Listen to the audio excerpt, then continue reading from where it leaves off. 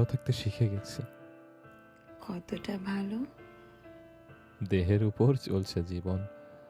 আত্মার মাগফিরাত কামনা করে যতটা ভালো থাকা যায়। তুমি কি আজও আমার কথা ভাবো? ভাবি, কিন্তু এখন সেটা অভ্যাসের মতো। চায়ের চুমুক, দিনের শেষে হঠাৎ হেঁচকে। আমি তো তোমাকে আজও অনুভব করি, কণ্ঠের নিচে জমে থাকা এক চুপচাপ কান্নার মতো। তুমি অনেকটা দেরি করে ফেলেছ। সময় মতো পা ফেললে হয়তো আমি দাঁড়িয়ে থাকতাম। আমি তো আমি তো দাঁড়িয়েই ছিলাম, শুধু বলি নাই।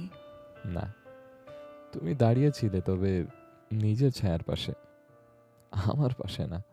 তুমি কি আমার উপর রাগ পুষে রেখেছো এখনো? উম, ঠিক রাগ না, এখন এক ধরনের শীতলতা।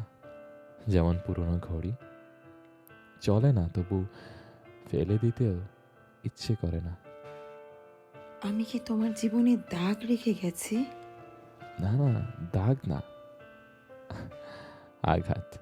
আর সেই আঘাত থেকে আমি করছি এক নতুন আমি। তুমি কি চাও না আমি আবার ফিরি? না, ফিরলে আবার ভালোবাসতে হবে, আর ভালোবাসলে আবার হারাতে হবে। আমি আর পারি না, জানো তো, বড্ড ক্লান্ত আমি। তবে কি সব শেষ? শেষ না, থেমে গেছে। যেমন নদী শুকিয়ে যায়, তবু পাড়ে পানি খোঁজে কিছু হাঁস, কিছু পায়ের ছাপ। তেমনই তুমি আছো আমার ভেতরে। চলবে না, তবু ফুরাবে না। আমি কি তবে একটা একটা পুরনো গান? না, তুমি সেই অসমাপ্ত লাইন, যেটা আমি শেষ করতে পারিনি, তবু বারবার ঠোঁটে এসে পড়ে কান্নার মতো, কিন্তু গলা দিয়ে বের হয় না।